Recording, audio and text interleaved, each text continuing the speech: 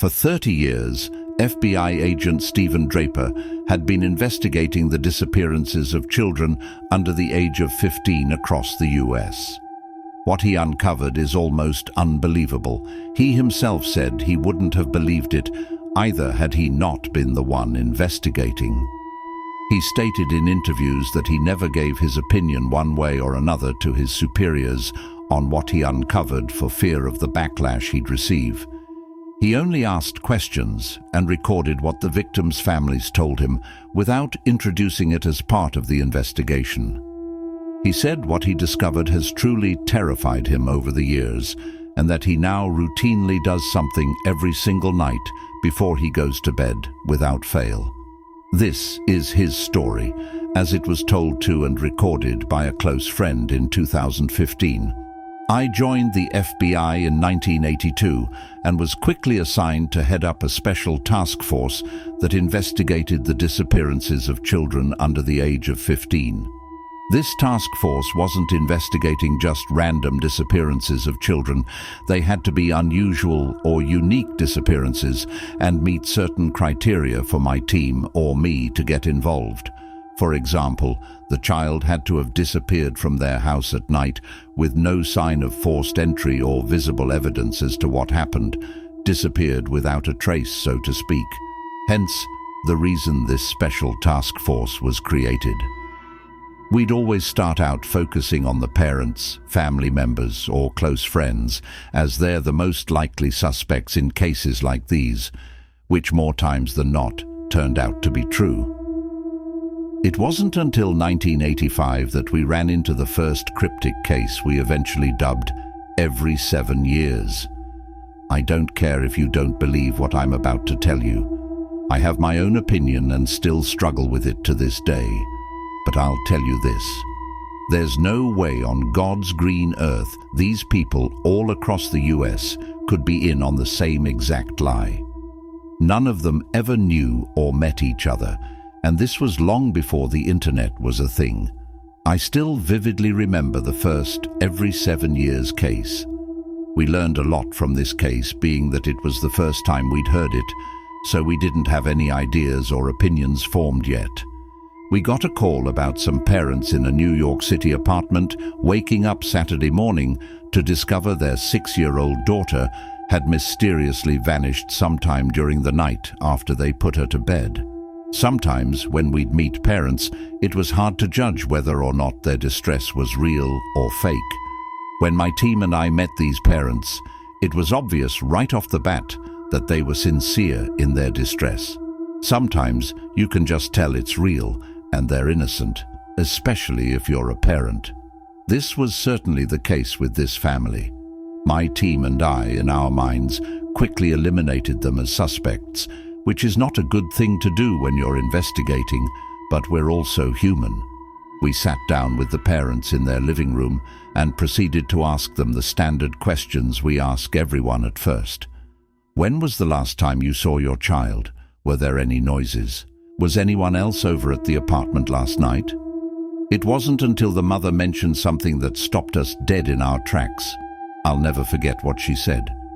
She told us that a week ago, her daughter had been extremely scared to go to bed, saying someone was whispering to her from underneath her bed. The mother said this happened every night, and her daughter would sometimes scream for help.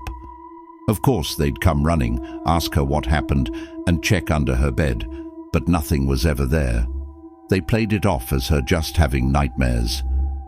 I then happened to ask the mother when exactly this started, and she told me the date, which happened to be exactly 7 days before. At the time, we didn't think anything of it, that is, until we started to see a disturbing pattern. The following day, we got another call from another family in New York City. The case sounded very similar to the one we were already investigating. The only difference was that this time the child who vanished was 8 years old. During the interview, the parents mentioned the same creepy detail about their child being scared and saying someone was whispering to them under their bed. Again, I asked when it started, and they gave me the precise date, exactly 7 days before. It wasn't until the third child vanished the following day that we noticed a disturbing pattern. All the children had told their parents about whispering under their beds, and it had started exactly 7 days before the child disappeared. We began to think we had a serial kidnapper on our hands. This went on for 7 days, with a total of 7 children disappearing while we were in New York City. Then it suddenly stopped. For several years after that, we devoted all our energy, time, and thousands of man-hours to these 7 disappearances, but we came up empty-handed. Not a single piece of solid evidence. It was like the children had literally vanished into thin air. Our superiors finally pulled us off the cases and shelved them. In 1992, exactly 7 years later to the day, I remember sitting at my desk drinking my first cup of coffee when my phone suddenly rang. Somehow I knew before I picked it up what the call was about. It was a sheriff from Seattle, Washington, who had been referred to me by a colleague. The first sentence out of his mouth was about 3 children mysteriously vanishing from their beds during the night in Seattle over the last 3 days. I immediately responded saying, "There's going to be a 4th child tonight, and I'll be on the first plane there." My team and I caught the red-eye to Seattle that very night. The sheriff greeted us at the airport early the following morning. The first thing I asked was if he'd gotten the 4th call yet, and he said he had not. I replied, "You will soon." 2 hours later the call came. We all scrambled over to the missing child's home. This time I didn't start off with the usual questions. The first thing I asked was if their child had mentioned whispering coming from under her bed over the last week. They were shocked and dumbfounded. They finally replied, saying their 9-year-old daughter did indeed mention it. That opened a can of worms I wished I hadn't, but there wasn't any time for regret. At this point, I knew there were going to be 3 more disappearances, and there was almost nothing I could do about it, but we had to try. All we could do was ask questions and record the conversation. However, this time was slightly different than the others.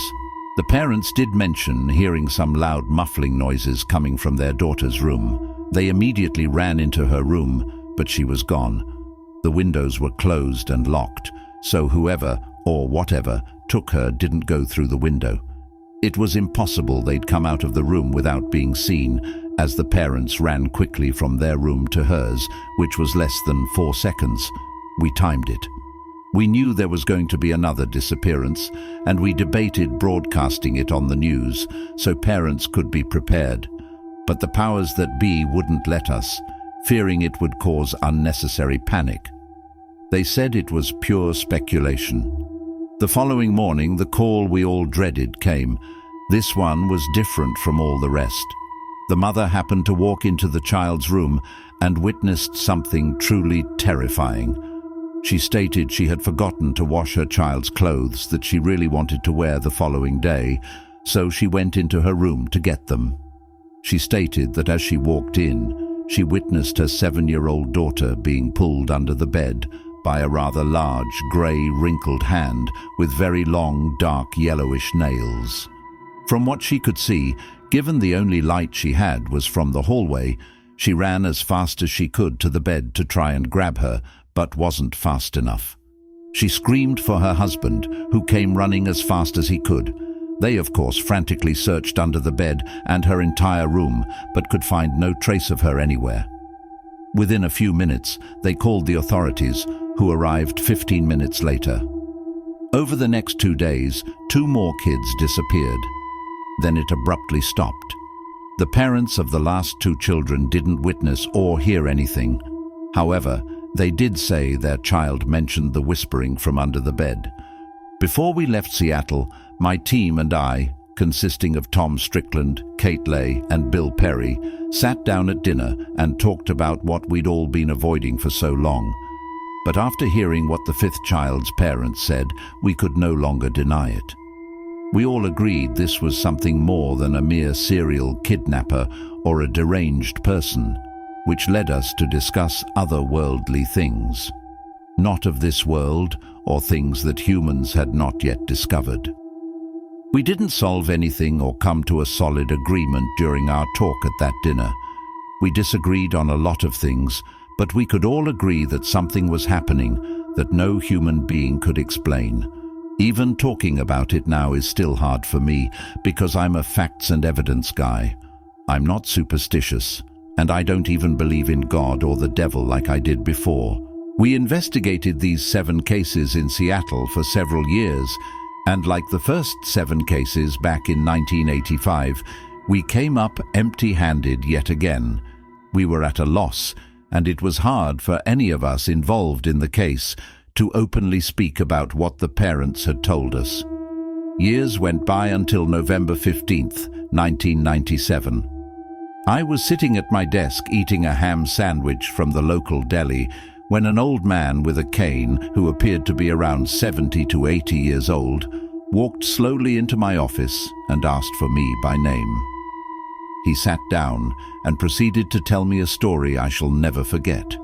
He said that when he was 10 years old, 6 other children around his same age started mysteriously vanishing in his city, one every day for 6 days. On the 7th night, he was almost victim number 7, but just happened to jump off his bed in time before the large grey hand could grab him. Ever since that night, he said he's devoted his life to trying to stop what's been happening. He said every 7 years, 7 children get taken from their beds and are never heard from again. He said it only happens in big cities. I then asked him what he thinks happens to the children. He said he's not exactly sure, but he did say, based on his research, the same 7 days and 7 children disappearing has been happening across the globe. Based on his findings from old books and newspapers, this has been going on for centuries. He said some folklore claims it's some kind of demon that feeds on 7 children every 7 years. Other folklore says it's a witch. Some say it's the devil himself taking them to hell. Whatever it is, they all agree on one thing. It's always 7 years, always 7 children, and the children are never heard from again. We talked for a while, and I, of course, asked him many questions, including about the whispering from under the bed. He said that in his case, he never heard the whispering. When he got up to leave, he turned back to me and said, "It can't be stopped. Don't waste your life away like I did." He then walked out of my office, and I never heard from or saw him again. Hell, I didn't even ask him his name. So every night, I check under my bed, and will till the day I die. For more scary horror stories, please subscribe.